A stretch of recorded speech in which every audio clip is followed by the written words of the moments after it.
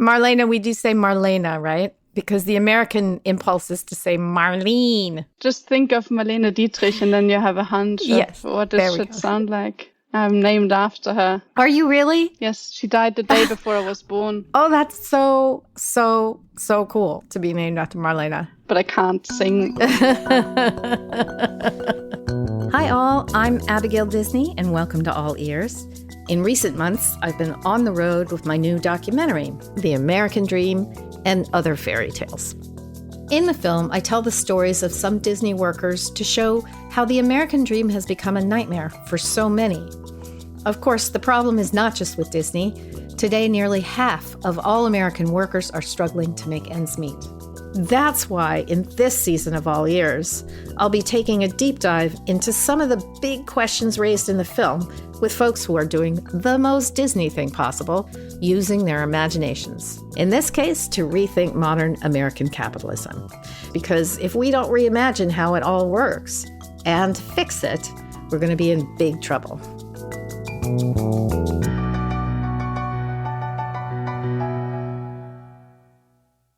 Oh, it's really nice to meet you. I have only read about you up until now. Nice to meet you too, and likewise. And I'm very excited that I get to talk to you about things that I like talking about. Okay, here we go. My guest today is Marlene Engelhorn. She made headlines recently when she announced that she wants the government to take away, through taxes, most of the multi-million-dollar fortune she inherited from her very wealthy Austrian family. Austria, like the United States, is a country with no wealth tax. The headlines heralding Marlene's announcement were incredulous. Heiress says, "Tax me now. Who wants to pay taxes?" Some writers even wondered whether the 30-year-old Marlene is too young to make such a momentous decision for herself. Inheriting money is a subject I know a thing or two about. For years, I have been begging our government in the United States to tax me and my fellow plutocrats much more than it does now, in part because the rich just keep getting richer while everyone else keeps falling behind. It's a really important conversation. Think about it. Philanthropy is optional. It's voluntary. So yes, lots of wealthy people give money away to worthy causes, but only because they feel like it. If they feel like giving money to feed the poor, they can do that. But if they feel like giving money to bring more two-toed sloths to southwestern Nebraska, they can do that too. Nothing says that what they do with their money has to be important or valuable or effective. Taxes, on the other hand, are not optional. And they flow to the things that we, as equal participants in a healthy democracy, decide are important to us. What I love about Marlene is that she talks about all of this with humor and respect for everyone's dignity. She's formed a tax justice organization, not surprisingly called Tax Me Now, and I am delighted to have a chance to speak to a fellow member of one of the smallest demographics on Earth, people who are questioning their disproportionate wealth and power and working to end both. So welcome, Marlene. Thank you for having me. I'm blushing a bit now. Good. That is my intention, even though nobody can see it. Tell me about growing up. You grew up in Vienna, yes? Was there a lot of wealth and privilege and whatever else in your growing up? Yes, I grew up in Vienna. And the way a rich kid like me grows up really starts before I am born, frankly, when the place where I will live is being decided upon. And so my parents got a house that people that are rich like me will call a big house, but really should be called a mansion. But that is an ostentatious word and we shouldn't use it, right? Also, we don't say that we're very rich. We say we're doing well. One of those euphemisms. Oh, we're comfortable. Yeah, we're comfortable, yes. We're very grateful for what we have. And so it starts with that. So I grew up in this huge house, and not to say a mansion, and then got into a private kindergarten and into a private school. And there's this logic, self-evidence and rhythm to how rich and privileged kids get put into the places where they only meet themselves, like other rich and privileged kids.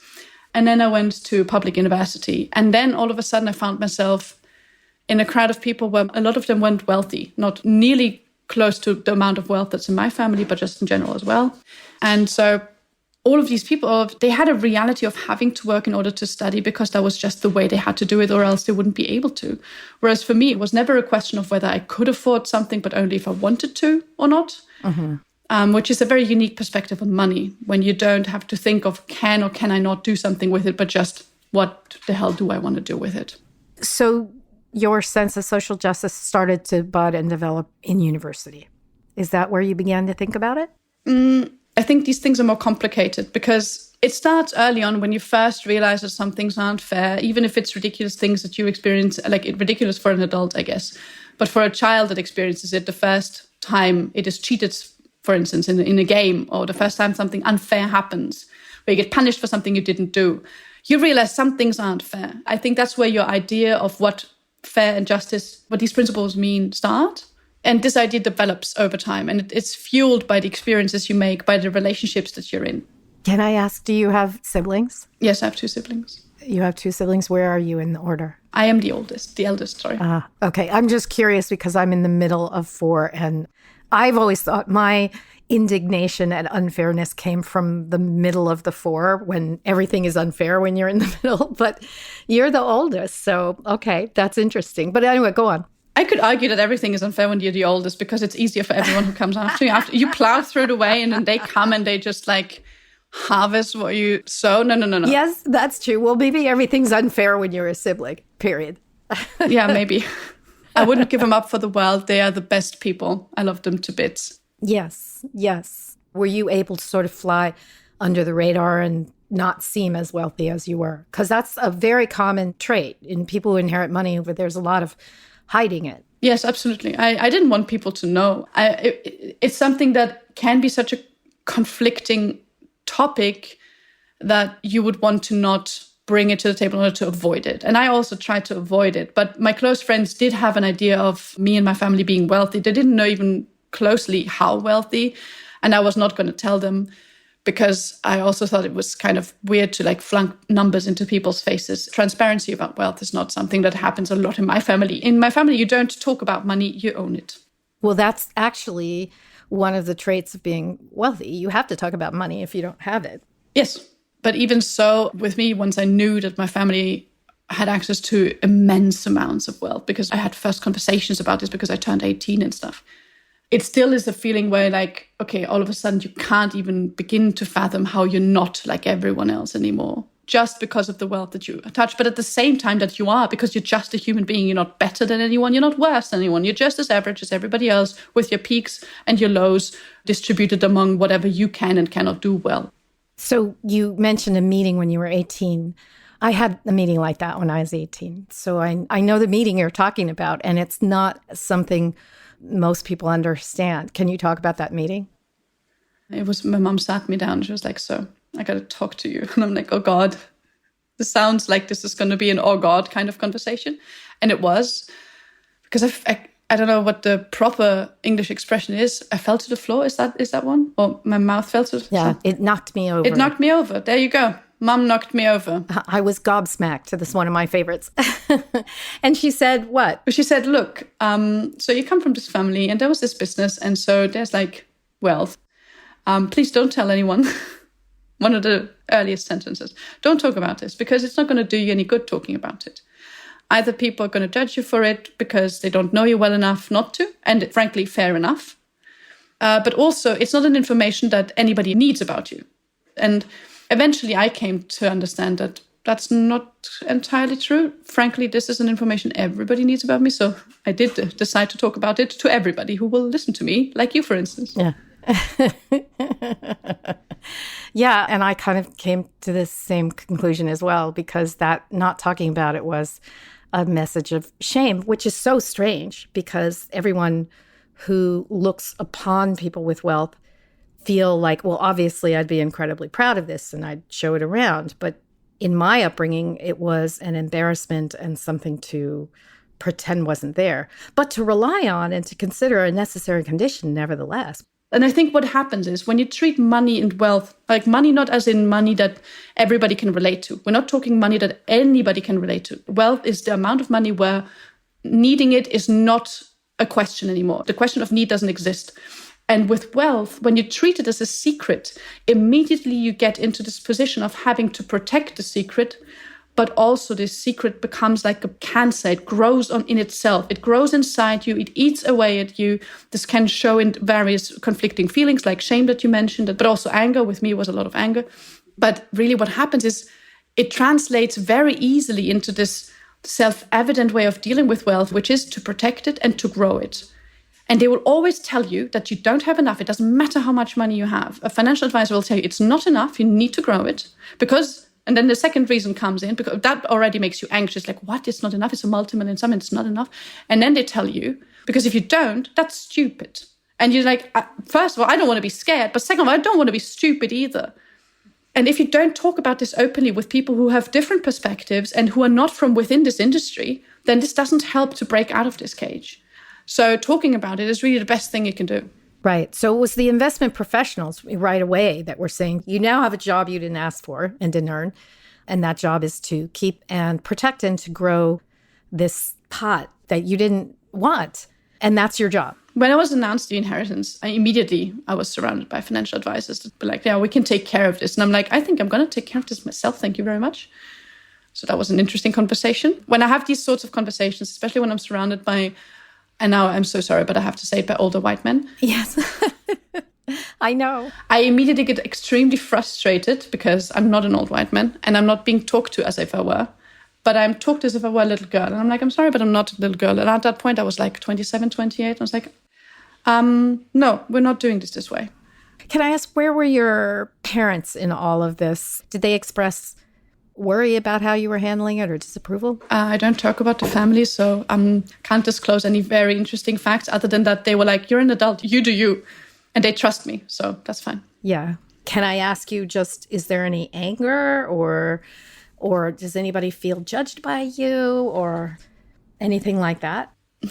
You would have to ask them, frankly. Like, as far as I know, I get a lot of support from my family, frankly. I know a lot of wealthy people who try to do what I do in terms of speaking publicly about it and advocating for tax justice, and they have struggles with their families.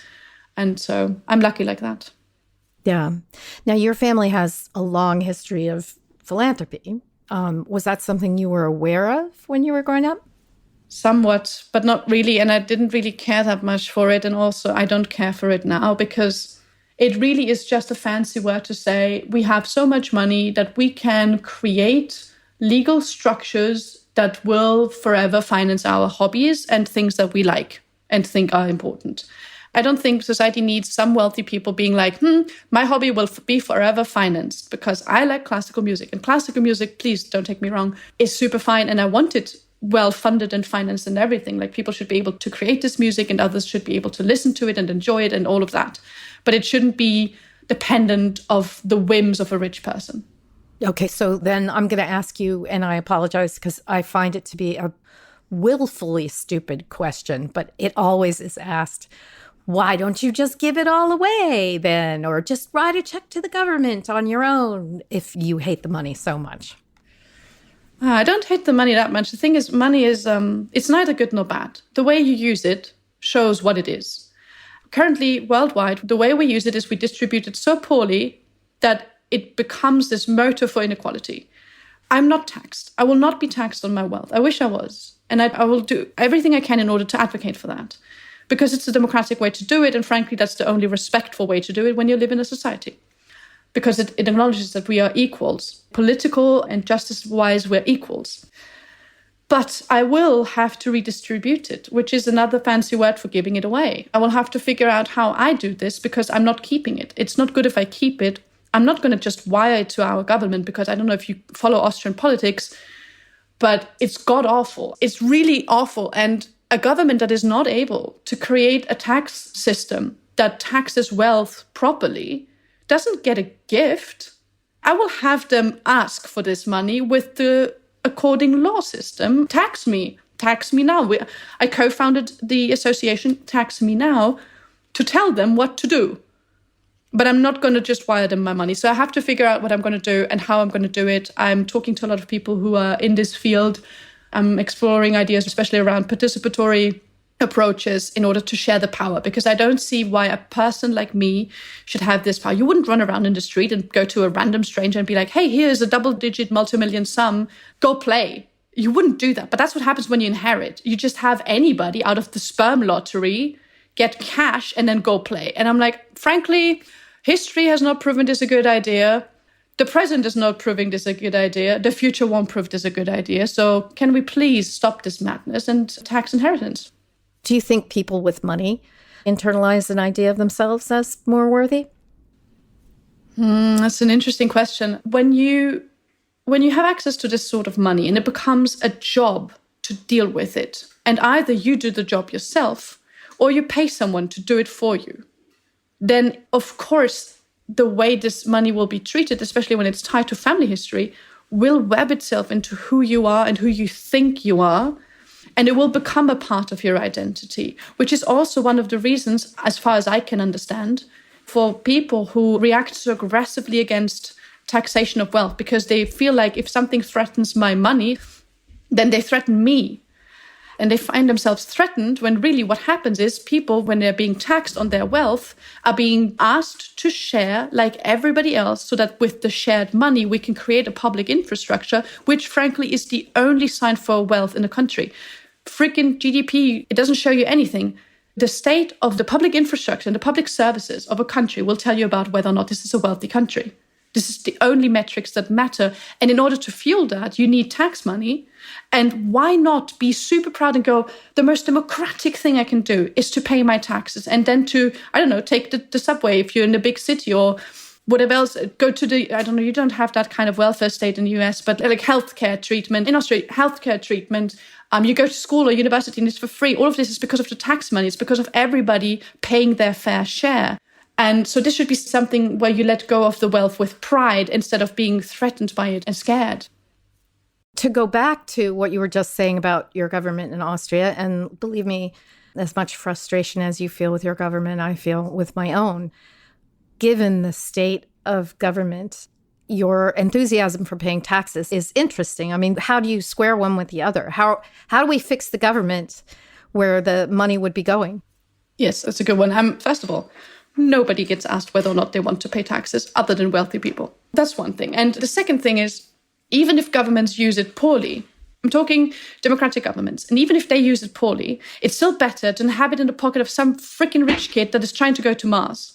You know, it's still better spent if it is ill investment in public infrastructure, if it's not well done because you kind of blow it out of the window and it costs 3 times as much to build, I don't know, a hospital or something. I'd rather have this than to have rich people fly to Mars. And the other thing is, we can actually hold governments accountable in a democracy.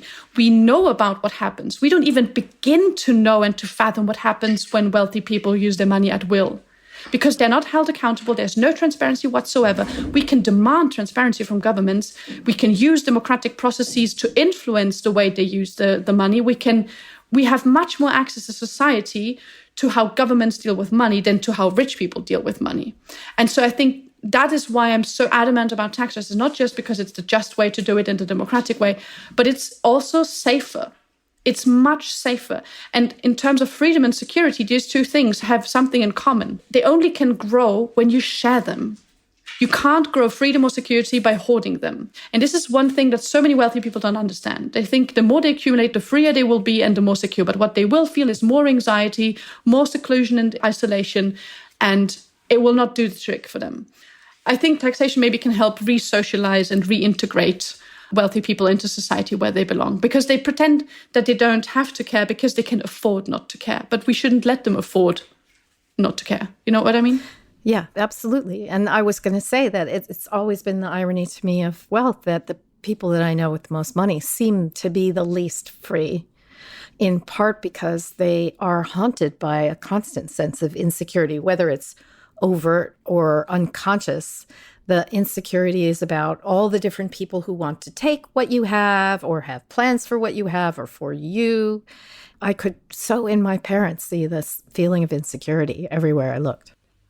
Yeah, but I have a theory about this because I like reading a lot. And to me, one of the people that explained politics the best was Hannah Arendt. She explains that when you have, and I hope that I do this properly, and whoever knows better, please feel free to demolish me on not doing this well. So here goes. I have no degree in philosophy whatsoever or in political studies. So when you have larger groups of people in societies, power emerges from them.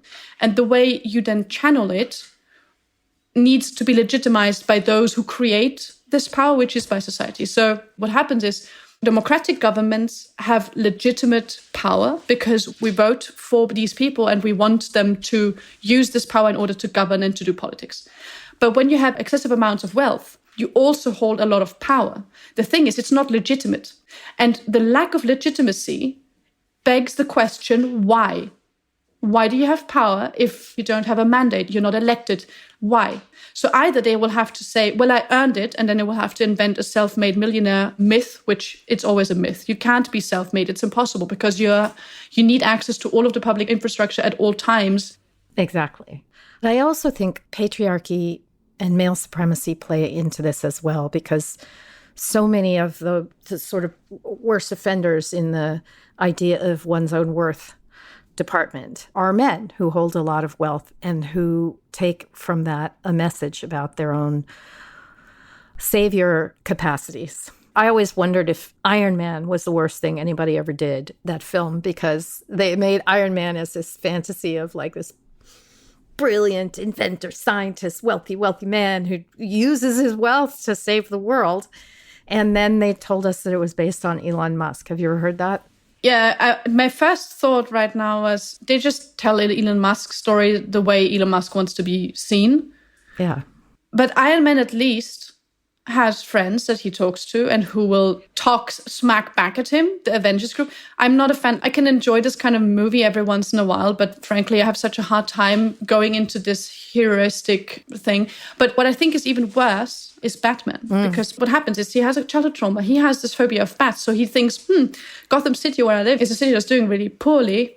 Why not run around in a costume of the thing that I'm afraid of so that others are afraid of this as well? And I'm like, come on, are you serious?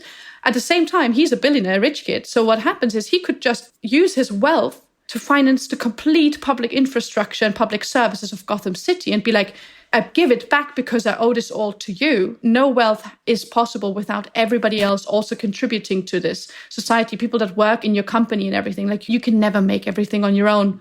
Yeah, the fantasy of Batman is that he's the good rich guy. He's good in the sense that he knows the difference between a good guy and a bad guy, so he can be the judge and the jury. He gets to decide who he beats up. He only beats up the bad people. I mean, and there's no necessity of keeping him accountable because he's good.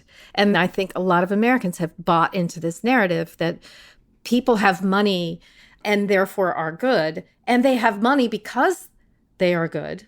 And that therefore we should just back off and let them decide. And that's where this kind of massive social fantasy around saviorism comes from, is this highly oversimplified idea of how social change works, which is it's the actions of an individual to redeem rather than a collective enterprise.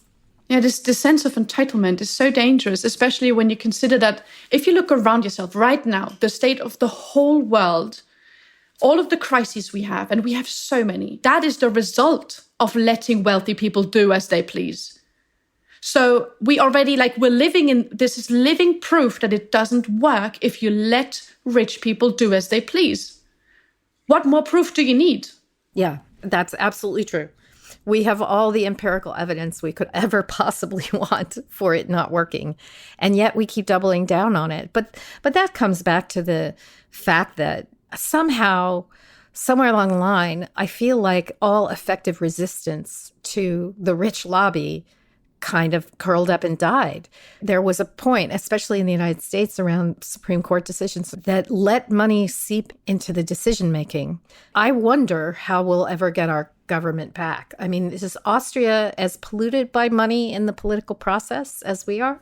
No. For instance, our parties, when you want to donate to the party as a private person, you can't donate more than 7.5 grand.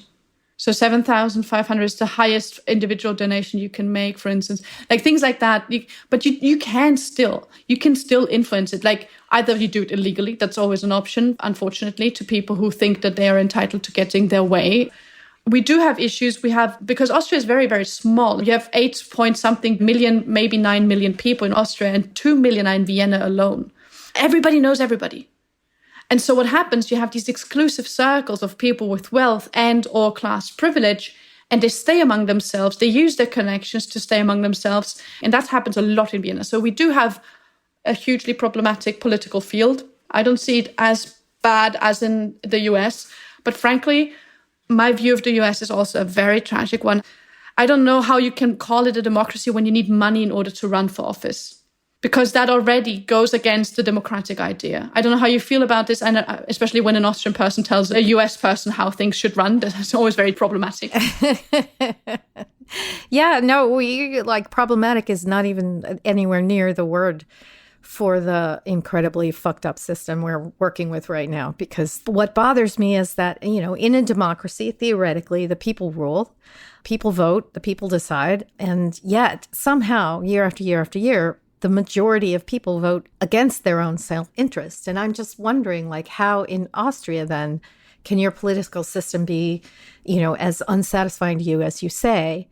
What's standing in between the will of the people and a good political system? This is a complicated question because, first of all, to think that voting will get you what you want is a very, very, very narrow view of how politics work. What plays into this starts much earlier in the narrative field. What kind of narratives are normal and status quo wherever you live?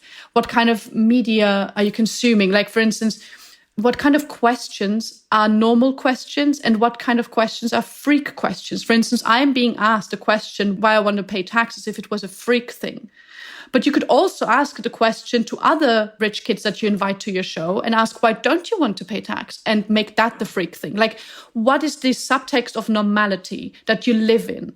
But I think it's so complicated to get from voting to good political results. And the politicians also must start to get a spine that is not just a blocked colon that will keep them upright, but they're full of shit, You must develop a spine, and political will is such a rare currency, but we need it. Yeah. Can I just say that that's the metaphor of the month for me right now, the spine that's not just a blocked colon. Thank you for that. I hope so, because it's a helpful picture, I find. I'm going to remember that for a long time. So one of the things I'm in struggle with myself is where my money came from. Do the dollars that I live off of have some blood on them? I have been really wrestling mightily with what is being asked of me by that. There are ways in which the Disney companies run that I object to enormously, especially around the way they treat their employees. There's only so much influence I can have, but I have this last name that gives me some clout publicly speaking, and I can maybe have an impact that way. So I'm going backwards. I'm reflecting on what is the source of this power I didn't ask for, money I didn't ask for, position I didn't ask for. And I wonder if there's a way for me to use that to change the way the money is made, change the corporate culture itself. Have you ever thought about how you relate back to the source of your money? Have you ever wondered if you should play a role there? Of course. I think it's a question that is not being asked enough. I would like to have this question be one of the status quo questions, to ask wealthy people, where does your money come from? Really. Not there's this self-made old white dude myth that runs in the family. No. Who do you exploit? Where do you still exploit people and planet? Where do you extract capital from places where you shouldn't even set foot, because who the hell do you think you are? That is a question that's really important. In my case, the business that was sold 1996, 1997 was Boehringer Mannheim, was a pharmaceutical company. It's troublesome. They got through World War II. Every company that gets through World War II in Austria and Germany must be scrutinized. But also before Boehringer Mannheim, there was this other company, BASF, which is now the biggest chemical company in the world, as far as I know. It was founded by my great-great-great-great-grandfather or something, Friedrich Engelhorn, in the 19th century. I have nothing to do with that, but I still want to know what really happened. What really happened? How did it really go down? I'm interested in knowing, understanding, and in saying, now that we know, let's never recreate whatever was bad, but let's only take, if there was something good, there might be. Let's take this and learn from this. but lay it out and also say that so many people are wealthy because they have blood on their money. I don't think that there is a single story where there's not a story of exploitation. And be it that people are not paid properly for the work that they do and not recognized that their work is part of the wealth. You can't create wealth without having a lot of people contribute to it. And why not share it with everybody? Why insist on the private ownership of whoever had the first idea? Your idea is worthless if you don't have scientists working on it, if you don't have people selling the products, making the products, doing the services, being in administration, making sure people are being employed and being paid well. All of these things are crucial to whatever idea you ever have. Yeah, so it's a two-part mechanism to look at the source of the money. The first part being like, yes, understanding what happened and where possible, making repair or reparation to make up or atone or whatever word you want to use for what was done, but then going forward to go forward better. How do we change that? How do we change narratives? I mean, you've mentioned narratives a couple of times in terms of how we think about wealthy people and what we expect should happen and how freak a question it is to ask why you want to pay your taxes. I always hate the way people treat that like a freak question. How do we change these narratives? For instance, with taxes, we shouldn't treat it as if it was wasted money, but to be like tax positivity. I like that. Yeah, let's talk about tax, baby. Baby. You know? Yeah. But then there is like media, for instance, but also movies. We talked about superhero movies. There is no such thing as a tax superhero or a democracy superhero yet. But quite concretely, with taxes, I think what has been said is it's wasted money and governments are really bad and the state is so bad and he doesn't know what it is doing. Who's the state? The state is everybody. We all are part of this because as a society, we need to be run in a certain way. The state is just a body that can handle the infrastructure. So we do need it. Whether it's bad or not, well, that is how we make it. But we can't do without. We need it. People that work in hospitals, people that work in schools, people that build streets and public transport system, all of these people are the state. They are people, they're regular people, and how you treat them. A state really shows how a society interdiscriminates itself. And I think the better we treat each other, the better the basis for all of us to be political beings. And in terms of taxes, to realize, yes, there is some things where I could pull out every strand of hair one by one, because I think, what the hell are you doing with tax money? But we still need tax money. For all the bad that they do, they also do a lot of good. For instance, in Austria, the tax money that goes into redistribution helps lift 1 million people every year over the threshold of poverty.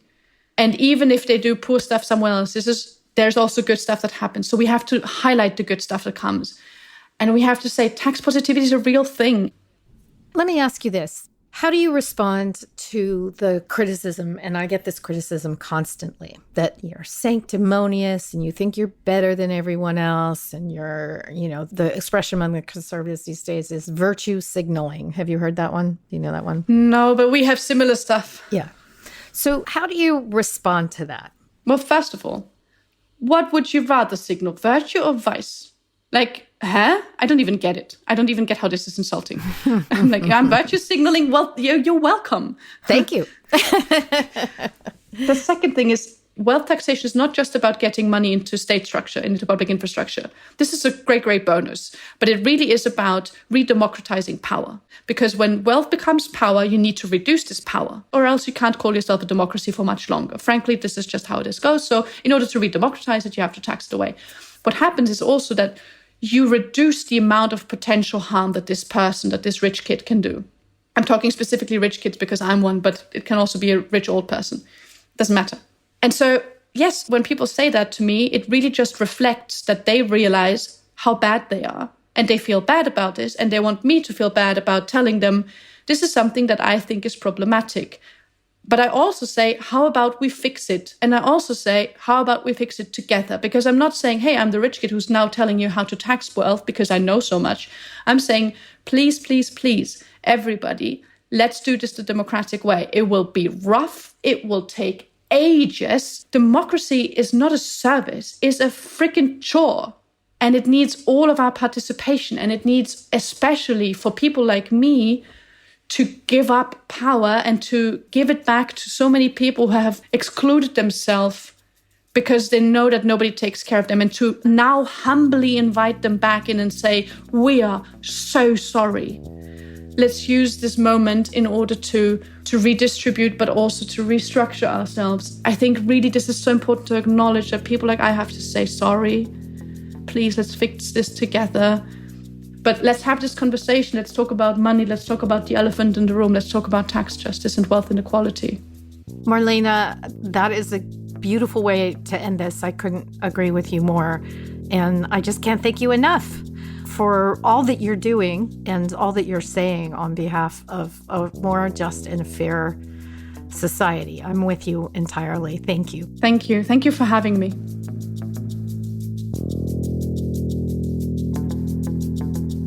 Find out more about the work Marlene is doing with Tax Me Now at taxmenow.eu. Other organizations doing similar work include the Patriotic Millionaires, along with Resource Generation in the US, Resource Justice in the UK, and Resource Movement in Canada. If you want to see The American Dream and Other Fairy Tales, it's available on Amazon and iTunes and Vudu. And we're hosting screenings across the country. So to find out if there's a screening near you or to host a screening, please visit americandreamdoc.com. That's americandreamdoc.com. Next week, I geek out with labor organizer Erica Smiley. You know, it's, and I'm going to use an obscure word, but I know you know it. It's the legacy of Taylorism, right? That Taylorism. Look at you. Yeah. Okay, now we're doing it. Okay, hold it. Let me get my sheet. Let me get comfortable. Okay, here we go. That's next week on All Ears.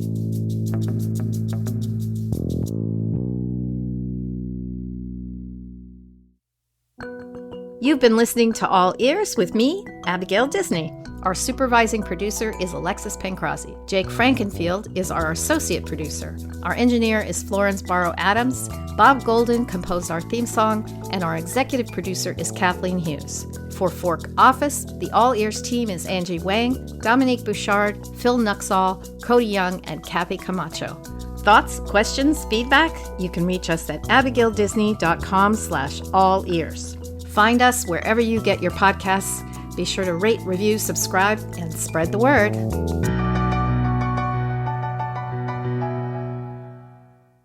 Thanks for listening.